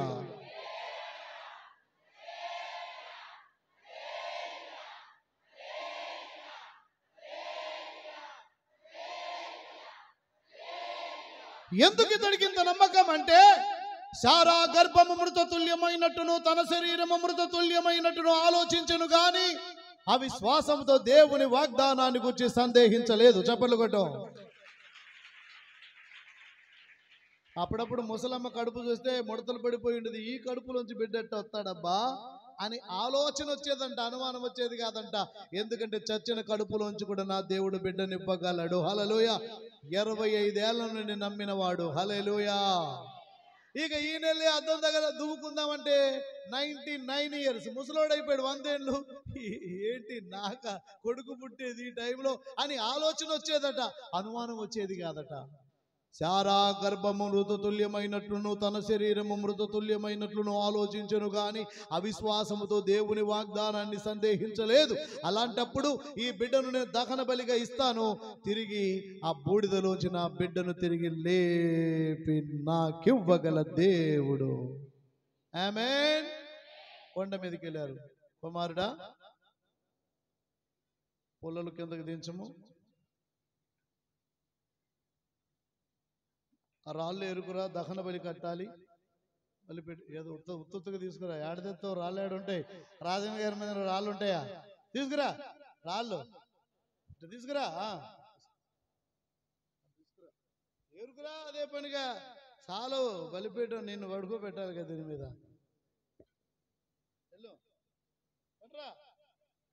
దహన బలిపీఠం రెడీ అయిపోయింది. రైట్, నుంచో. మనసులో అనుకుంటున్నాడు, గొర్రె పిల్లని దేవుడు చూసుకుంటాడు అన్నాడు, బలిపీఠం కూడా కట్టాము, గొర్రె పిల్ల లేదు, ఏం లేదు, ఏం జరగబోతుంది? ఎక్కడో సీను డౌట్ కొడుతుంది. కుమారుడా, చేతులు చాపు అన్నాడు. ఇప్పుడు అటు వాళ్ళ వైపు చూస్తావేంది, నా వైపు చూడు. చేతులు చాపు అన్నాడు. అప్పుడు డౌట్ వచ్చింది, ఓహో దహన బలి గొర్రె పిల్లని నేనే తాడు పట్టుకున్నాడు. ఒకవేళ ఇస్సాకు కాకుండా నువ్వైనట్టయితే తమ్ముడా, నాకు అప్పటి నుంచి డౌట్ కొడుతున్నది. అప్పటికి నేను అడిగా, నాన్న గొర్రె పిల్ల లేదంటే దేవుడు చూసుకుంటాడు అన్నాడు. ఏడదాకా తెచ్చాడు, బలిపీఠం కట్టించాడు, బలిపీఠం మీద పుల్లని పేర్పించాడు. ఇప్పుడేమో చేతులు చాపమంటున్నాడు. అంటే కట్టేసి నన్ను పడుకోబెడతాడన్న మాట. నానా అని అనేవాడు. నువ్వైతే ఉరి తీసేవాడు, ఆఖరి కోరికలాగా పోయిరా పోరా అనుకుంటూ ఉంటేవాడు తండ్రి. ఇప్పుడే వస్తానని పాస్కంటూ పోయి అటు వెళ్ళి ఒకటే దౌడు, అమ్మ ఆశ అప్పడం దోశ, బతుకుంటే బలసాకు బాతుకుట్లు ఏ ఒకటి తిని బతుకుతాను, నాకు డౌట్ కొడుతూనే ఉందని అటే దౌడు తీస్తా. ఆయన కుర్రోడు, ఈడేమో ముసలోడు, పరిగెత్తగలడా? కానీ అలాంటి పని చేయలేదు. తండ్రికి మించిన తనయుడు.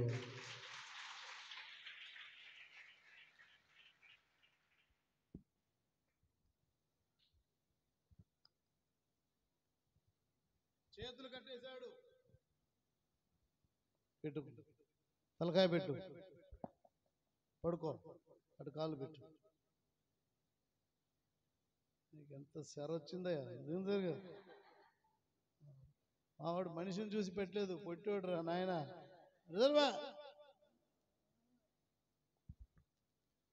రైట్, ఇక సందేశంలోకి వెళ్దాం. 3 మాటలు చెప్తాను అన్నానుగా, 3 మాటలు చెప్పే ప్రయత్నం చేస్తాను. ఇక దహన బలిపీఠం కట్టాడు, పిల్లవాడిని పడుకోబెట్టాడు,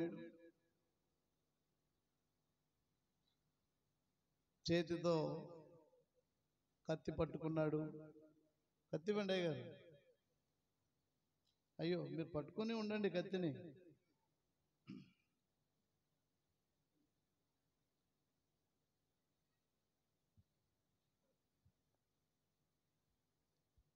కళ్ళు మూసుకో.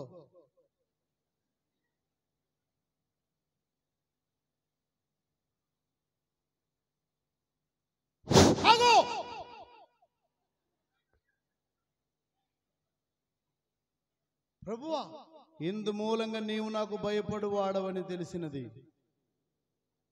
పిల్లవాని మీద కత్తి వేయకుము.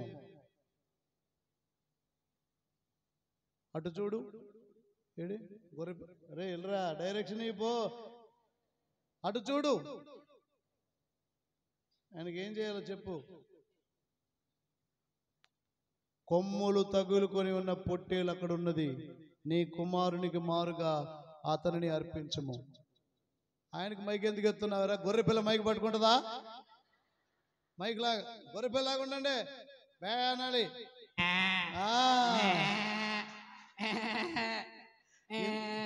ఇంతవరకు ఇట్టాడు గొర్రె దొరకలేదు నాకు, ఇదే ఫస్ట్ టైం.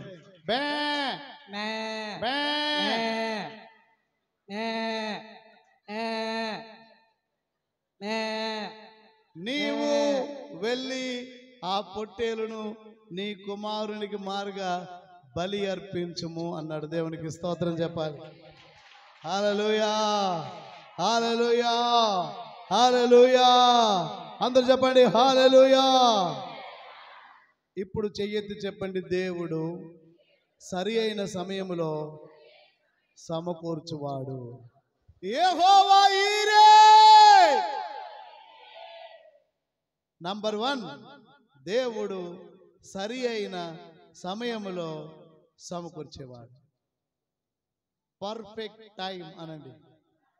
వామో, ఇదే బాగా అంటున్నారు మీరు. మా అబ్బాయికి ఇస్తా, మరి ఇంగ్లీష్లో ప్రసంగం చేస్తాడు అబ్బాయి అయితే. Perfect time చెప్పాలందరూ.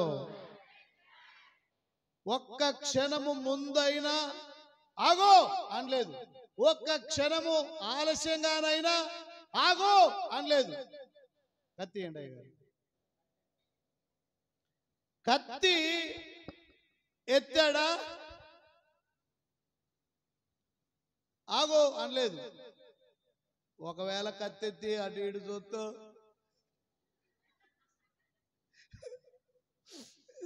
కుమారుడా ఆగో ఆగో గొర్రెపిల్లను అర్పించు అన్నట్టయితే అసలు అబ్రహాము విశ్వాసం అంటే ఏమిటో మనకు తెలిసేది కాదు.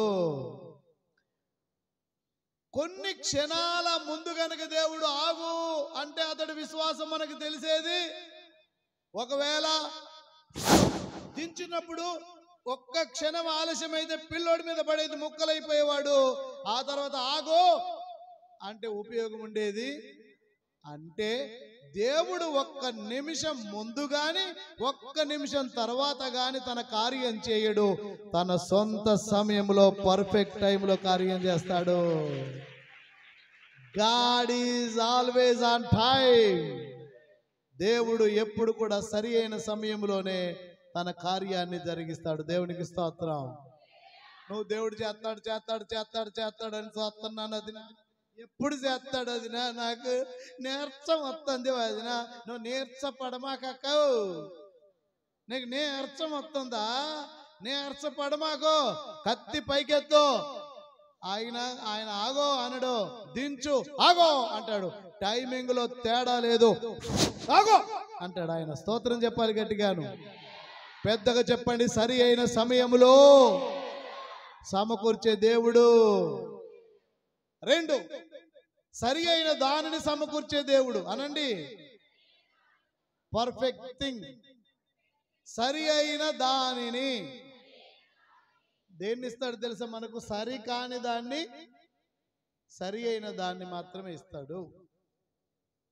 అటు చూడు, పొట్టేలు కొమ్ములు తగులుకొని ఉంది.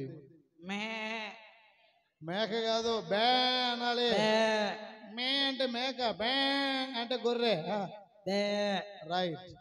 అటు చూడు అన్నాడు అంటే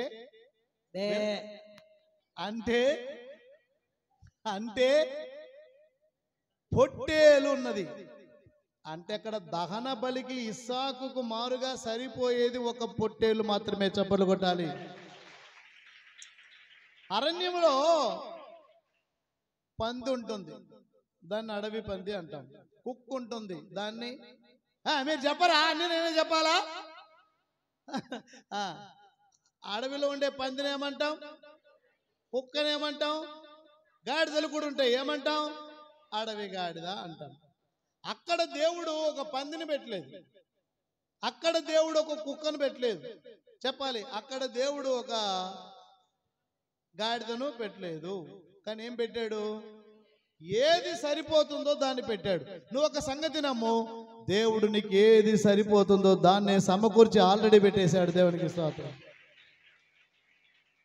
సమకూర్చి పెట్టాడండి పొట్టేల్ని. కానీ నువ్వు ఒకవేళ అబ్రహాం నువ్వు ఏదో ఒక జంతువును అక్కడ వేసేసేయమంటుంటే పొట్టేళ్ళ కోసం ఏం చూసేవాడు కాదు. ఓ పందో ఏదో కుక్కో కనబడితే గాడిద తీసుకొచ్చి దాన్ని అర్పించేవాడు. ఆ ఛాన్స్ దేవుడు ఇవ్వలేదు. యవనస్తులు చాలా మంది ఉన్నారు ఇక్కడ, అమ్మాయిలు అబ్బాయిలు వినండి. అరే చదువుకోండిరా అని మిమ్మల్ని చదువుకు పంపిస్తే చదువుకొని వచ్చిన తర్వాత చక్కని భార్యను మీ ఊరు పక్కన సమకూర్చి పెట్టాడు. అందమైన పిల్లను ప్రార్థన చేసుకుని, గుణవంతురాల్ని అందమైన అబ్బాయిని ప్రార్థన చేసుకుని, కుర్రోని దేవుడు మీ పక్క ఊర్లోనో ఎదురూరులోనో అయ్యగారు కనుసేనల్లో పెట్టాడు. కానీ నువ్వు వెళ్ళి ఏం చేస్తావంటే దేవుడు సమకూర్చిన పొట్టేలు కోసం ఆగకుండా ఎవడో గాడిద మొహం వాడు, ఇంత పొడుగు మొహం వాడు ఇంత గడ్డం వేసుకొని ఇట్ట తిరుగుతుంటే ఐ లవ్ యూ అంటే ఐ టూ లవ్ యూ అని మొదలేసి ఆ గాడిద గారిని ప్రేమించుద్ది. ఇది నేను ఫలానాన్ని ప్రేమించా, ఆడిని చేస్తేనే లేకపోతే ఉరిపోసుకుంటా అంటుంది. అమ్మ అది మనకు తగదే, ఆడెవడో తెలియదు, ఇదిగో మన పక్కూరులో మంచి పిల్లోడు చక్కగా ఉంటాడమ్మా అంటుంటే నాకు కుదరదు, నాకు ఆడే కావాలి, నాకు ఆడే కావాలి అంటే మీకు మర్యాద ఇస్తున్నాను చేస్తారా చేయండి, లేకపోతే లేసిపోతాం అంటారు. గౌరవం ఉండి భయం ఉండేవాళ్ళు ఏమో చేస్తున్నారు, లేకపోతే లేచిపోతున్నారు. ఇంకోడు నడియుడరే చదువుకోడు రాని వెళ్తుంటే ఆ కుక్క మొహమ్మద్ ఎక్కడో తగులుకుంది అంటుంటే ఈడు మొక్కొక్క కదా ఈడు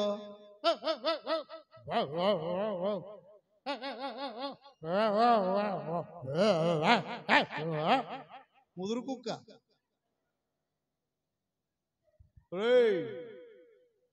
నీకు అందమైన పిల్లని దేవుడు ఉంచాడు రా నాయన, పొదలో దాచిపెట్టాడు. ఆయన్ని గొర్రెలాగే ఉంచాలి, అటు పక్కన కూర్చోబెట్టకూడదు. బే బే ఒకవేళ అక్కడ దేవుడు అది ఉంచకపోతే ఏముండదో తెలుసు, ఆయన అనలేడు. కానీ నేను అంటాను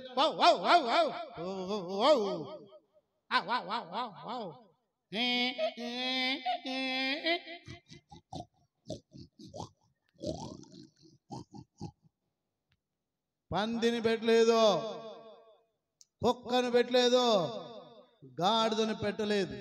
సరిగాని దాన్ని ఎంచుకోకండి, ప్రేమలు గీమలు పెట్టకండి. మంచి అందమైన పొట్టేళ్ళని దేవుడు నీ కోసం సిద్ధం చేశాడు చెల్లెమ్మ. అయితే ఆగు, చప్పట్లు కొట్టడం ఆపడం కాదు విషయం, ఆగో, దేవుడు చెప్పేదాకా ఆగో, పొట్టేలుడు దేవుడు బయలుపరుస్తాడు. అది సంగతి. అందరు చెప్పండి, మనము సరికాని దానిని ఎంచుకుంటాం, దేవుడు ఎప్పుడు సరి అయిన దానిని ఇస్తాడు.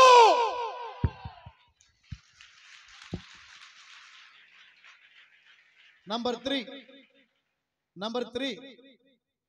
దేవుడు సరి అయిన స్థలములో సమకూర్చాడు. హల్లెలూయా. అందరు చెయ్యెత్తి చెప్పండి, సరి అయిన దానిని చెప్పాలి. సరి అయిన సమయంలో సమకూర్చాడు, సరి అయిన సమయంలో సమకూర్చాడు, సరి అయిన దానిని సమకూర్చాడు, సరి అయిన స్థలములో సమకూర్చాడు. హల్లెలూయా. రైట్, ఇక నా వైపు చూడండి. వెళ్తూ ఉంటే దేవుడు చూపించేదాకా వెళ్ళాలి. ఏదో ఒక పర్వతం, ఇప్పటికి 2 రోజులైంది నడిచి. రాజబాబు గారు పాట రాశారు, నడచి నడచి అలసిపోయినాను, నడవలేక సొమ్మసిల్లి నిలిచిపోయినాను. నా వల్ల కాదయ్యా, ఇంకా నేను నడవలేనయ్యా, నీకు పిల్లోని బలి ఇవ్వటమే ముఖ్యం కదా, ఇది బాగానే ఉంది పర్వతం, దీని మీద వేసేస్తానని కనుక పిల్లవాడిని తీసుకుని వెళ్ళి పడుకోబెట్టి కత్తి పైకి ఎత్తితే అక్కడ గొర్రె పిల్ల లేదు అనలేరా? గొర్రె పిల్ల ఉన్న పర్వతం మీదకి వెళ్తే గొర్రె పిల్ల ఏమంటది అంటది, నీ సొంత ఇష్టానుసారంగా ఏదో ఒక పర్వతం నడచి నడచి అలసిపోయినాను, నడవలేక సొమ్మసిల్లి నిలిచిపోయినా. ఇక నేను నడవలేను, నా వల్ల కాదయ్యా, ఇది బాగానే ఉందయ్యా, కొండ దీని మీద వేసేస్తానంటుంటే సరే వేసేసుకో అనేవాడు దేవుడు. బలిపెట్టంగంటే పడుకోబెట్టి కత్తి పైకి ఎత్తితే ఆగు అని అండు, ఎందుకంటే అక్కడ ఏం లేదు, అది లేదు. కసక్తమని దిగిపోయేసి వచ్చేవాడు, ఏడ్చుకుంటూ వచ్చేవాడు. అందరు చెప్పండి, సరి అయిన స్థలానికి దేవుడు నడిపించాడు. ఎందుకంటే అక్కడ దేవుడు సమకూర్చి పెట్టాడు. దేవునికి స్తోత్రం. ఇంకొక రహస్యం చెప్తాను. ఇప్పటిదాకా రాళ్ళు ఏరారా, అక్కడక్కడ ఏరారా, ఆ పొదకాడికి కూడా పోయాడా, కానీ గొర్రెపిల్ల కనబడలా. ఏం ఆశ్చర్యం తెలుసా? నీ సమస్య ఎక్కడ ఉందో నీకు జవాబు కూడా అక్కడే ఉంది.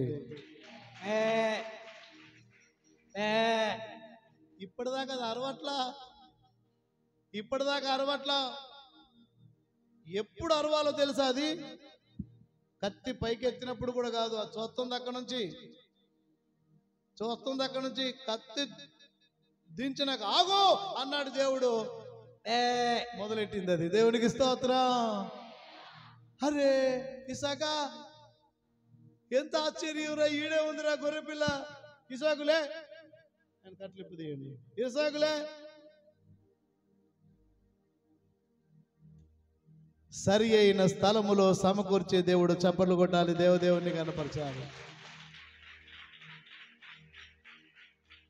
దేవుడు నన్ను మంగళగిరి వెళ్ళమన్నాడు. మంగళగిరి వెళ్ళాను, దేవుని పరిచయం చేస్తున్నాను. సంవత్సరం 2 ఏళ్ళు ఆత్మలు రావట్లా.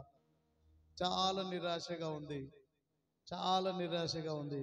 ప్రభువా, నేను స్వరం వినొచ్చాను, నిజంగా మంగళగిరి అయినా పొరపడ్డాను, సైతాన్ ఏమన్నా వినిపించాడా అనే అనుమానంతో నేను ప్రార్థన చేస్తున్నాను. ఒక పాస్టర్ గారి సలహా అడగడానికి వెళ్తే ఆయన ఏం చెప్పాడంటే, మంగళగిరిలో నీ సేవ అవదయ్యా, పప్పులొడుకో, వెళ్ళిపోయి ఊరు నుంచి విడిపోయి ఇంకేదన్నా వేరే ఊర్లో చేసుకో, కఠినమైన ప్రాంతం అయ్యా అన్నాడు. ఇంటికి వచ్చి నేను ప్రార్థన చేసుకుంటే దేవుడు అన్నాడు, నా కుమారుడు, నేను నిన్ను ఎంచుకున్నాను, నీ పరిస్థితులు అద్భుతాలు చేస్తాను, నువ్వేం కంగారు పడు మాకు అన్నాడు దేవుడు. హల్లెలూయా. ఇక అట్టే చేసుకుంటూ పోతే దేవుడు చూపించిన స్థలంలో, ఇందాక అయ్యగారు చెప్పారు కదా, మీలాంటి 10 సార్లు మంది వచ్చిన అక్కడ పట్టే అంత పెద్ద మందిరాన్ని దేవుడు కట్టేశాడు.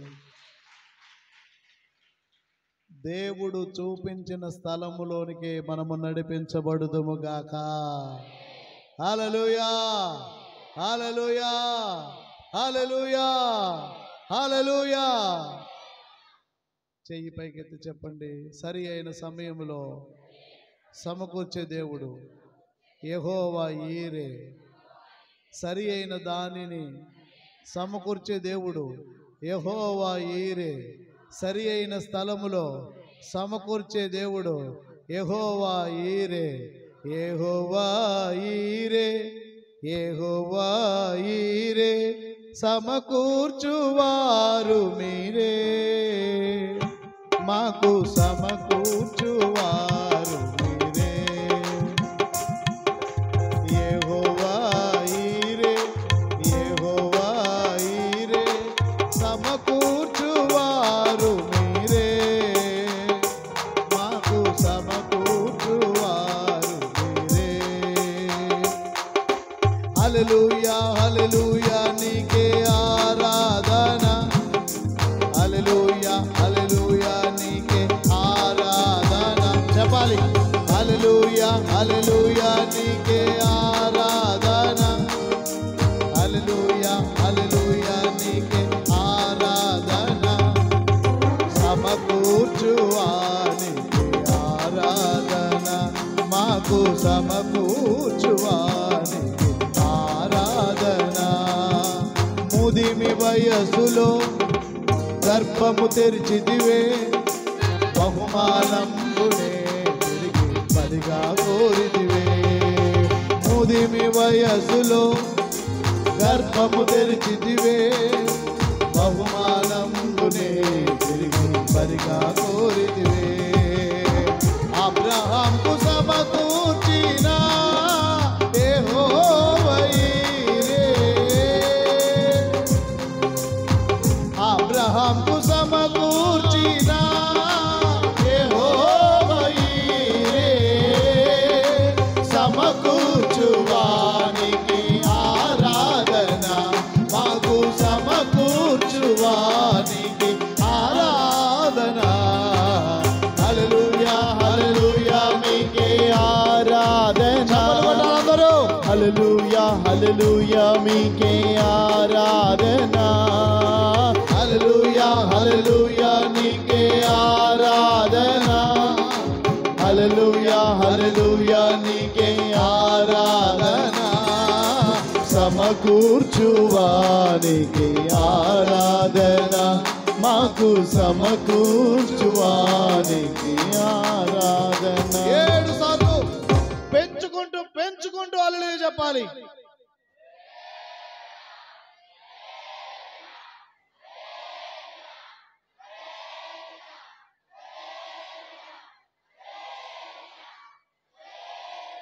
హల్లెలూయా, కుమారుడా నీకు బదులుగా గొర్రె పిల్లని సమకూర్చాడు, గొర్రె పిల్లని తీసుకొచ్చేద్దాం రా.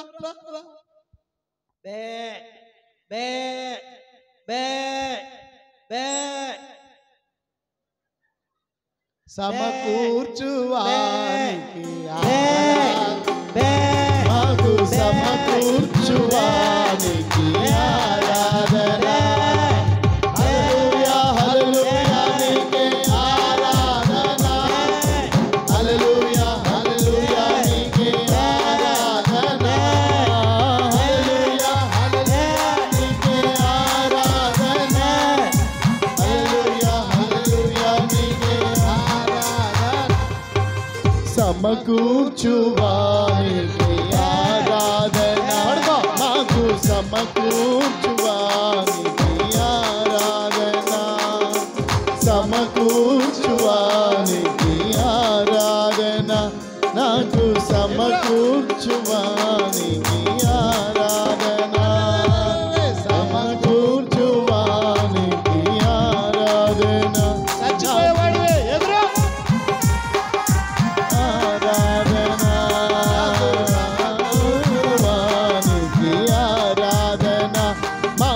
సమకూర్చువానికి ఆరాధన. సమకూర్చువానికి ఆరాధన.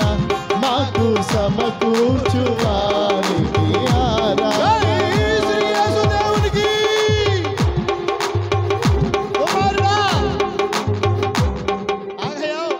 కుమారుడా నీ కుమారుగా దేవుడు పొట్టేళ్ళను సమకూర్చాడు. కళ్ళు మూసుకో. పొట్టే అంటాడా దేవుడు?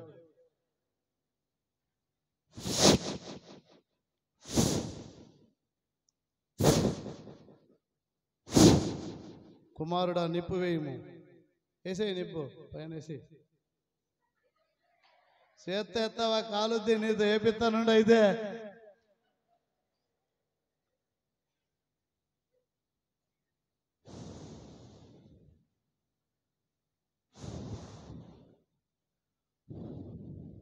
పైకి వెళ్ళిపోతుంది పొగ అంతా. కుమారుడా దేవుడు చాలా గొప్ప కార్యం చేశాడు. ఆనందంగా ఇంటికి వెళ్ళిపోదాం పదా. సమకూర్చు ఆరాధన. మాకు సమకూర్చువానికి ఆరాధన. యెహోవా ఈరే యెహోవా ఈరే సమకూర్చువారు మీరే. మాకు సమకూర్చువారు మీరే. మాకు సమకూర్చువారు మీరే. హల్లెలూయా హల్లెలూయా మీకే ఆరాధన. హల్లెలూయా హల్లెలూయా మీకే ఆరాధన. హల్లెలూయా హల్లెలూయా మీకే ఆరాధన. హల్లెలూయా హల్లెలూయా మీకే ఆరాధన. సమకూర్చువానికి ఆరాధన. మాకు సమకూర్చువానికి ఆరాధన. జై శ్రీ యేసు బాబుకి. అందరూ లేచి నిలబడాల్సిందిగా కోరుతున్నాను. ఆనందంగా నాట్యం ఆడుతూ యెహోవా సమకూర్చువాడు. యెహోవా ఈరే. పెద్దగా చెప్పండి. కుర్చీలో కూర్చున్న విఐపీలు మగపిల్లలు అందరూ కలిపి చెప్పండి యెహోవా ఈరే. 7 సార్లు యెహోవా ఈరే చెప్పండి.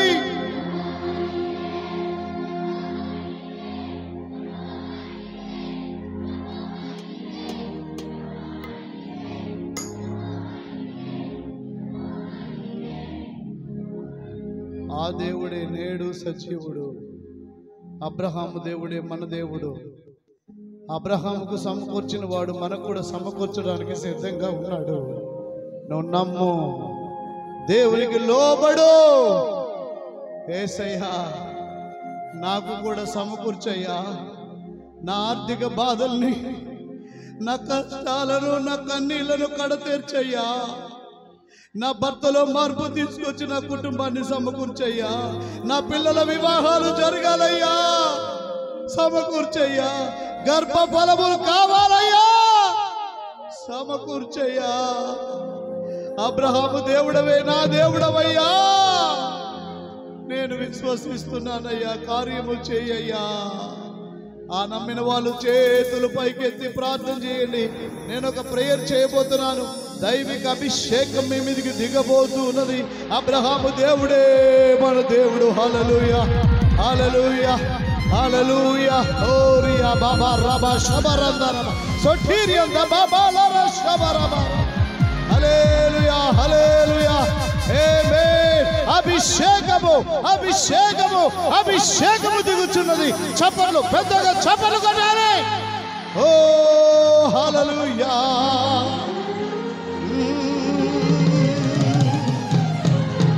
ఓ హో హో జీసస్. హల్లెలూయా.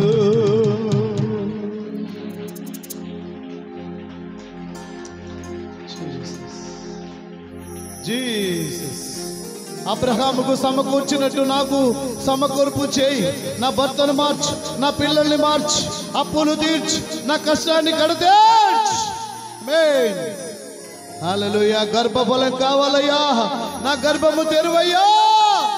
మీకే సమస్య ఉందో అబ్రహాము పేరెత్తి, అబ్రహాము దేవా నాకు కూడా చేయమని అడగండి.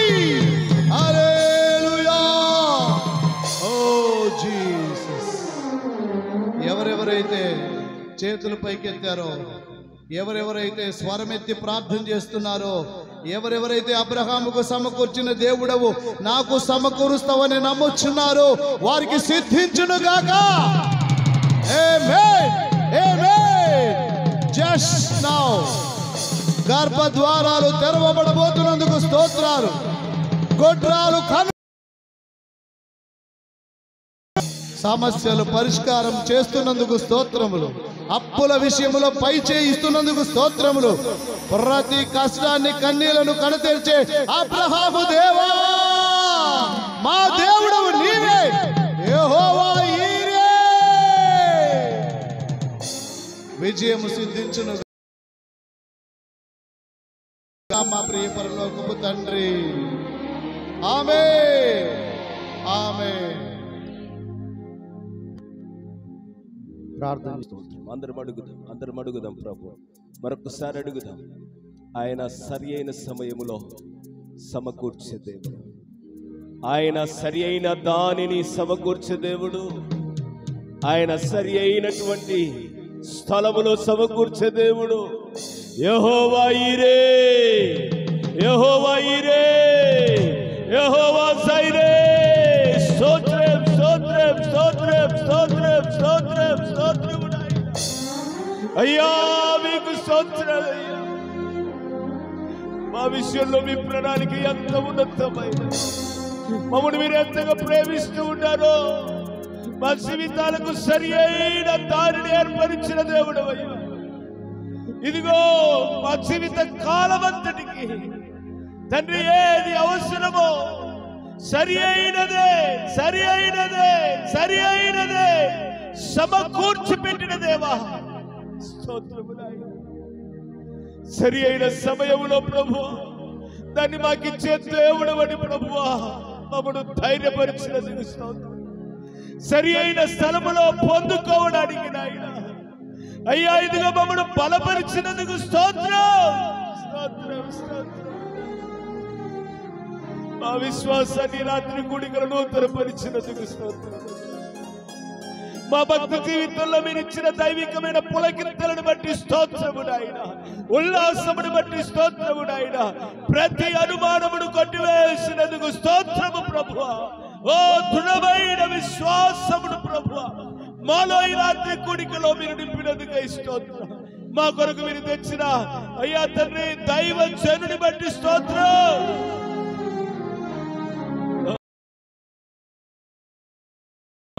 తెచ్చి మాట్లాడారు స్తోత్రం. తోడై ఉండండి నాయన. వారి కుటుంబ పరిచర్యలన్నీ నిశ్చయముగా బహుగా దేవా మీకు స్తోత్రం అయ్యా.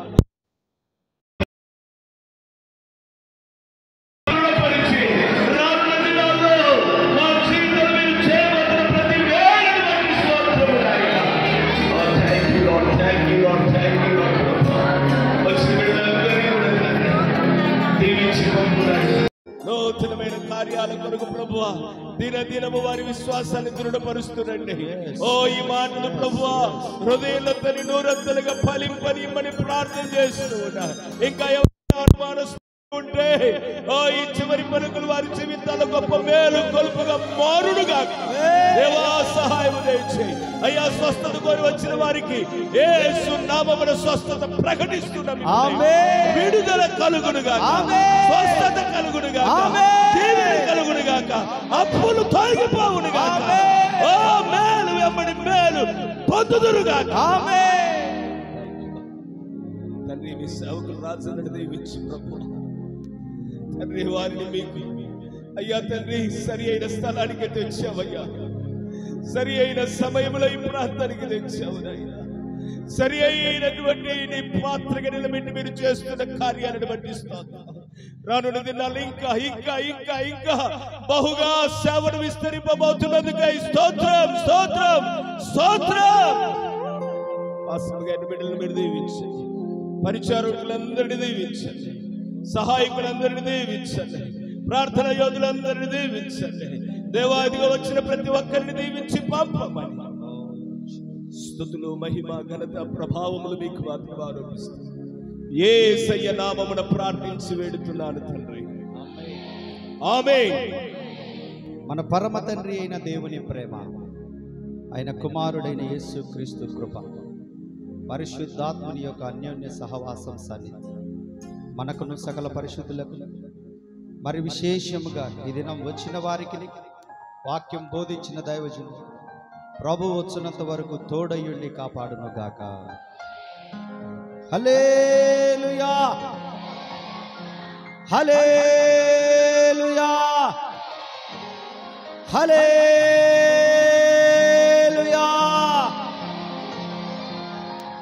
చప్పట్లు కొడితే యేసయ్యని కనపరచండి గట్టిగా. మనందరితో మాట్లాడిన దేవునికి చప్పట్లు కొట్టాలి. చేతులు పైకెత్తి చప్పట్లు కొట్టండి. వెనకున్న వాళ్ళు చేతులు ఎత్తండి. దేవుణ్ణి గణపరచండి. దేవుణ్ణి గణపరిస్తే దేవుడు మిమ్మల్ని గణపరుస్తాడు. దేవుణ్ణి గణపరిస్తే దేవుడు మిమ్మల్ని గణపరుస్తాడు. లేకపోతే మనము సిగ్గుపడే వారిగానే ఉంటాం. సిగ్గుపడనక్కరలేని వానిగా చేస్తాడు. మీ శత్రువుల ఎదుట తల ఎత్తుకునే స్థితిలోనికి తీసుకొని వస్తాడు మిమ్మల్ని. మీ ప్రతి బలహీనత నుంచి రాత్రి విడుదల కలిగింది. దేవుడు గొప్ప కార్యాలు చేయబోతున్నాడు ఈ సంవత్సరంలో మీ పట్ల. చేతులు పైకెత్తి చప్పట్లు కొట్టి యేసయ్యని కనపరచు విశ్వాసం ఉంటే, ఈ దినం వాక్యము దేవుడు నాతో మాట్లాడాడని నమ్మకం ఉంటే, దేవుడు చేయబోతున్నాడని నమ్మితే గట్టిగా చప్పట్లు కొట్టి యేసయ్యని కనపరచు. హల్లెలూయా. మంచిది బిడ్డలారా, చాలా సంతోషం.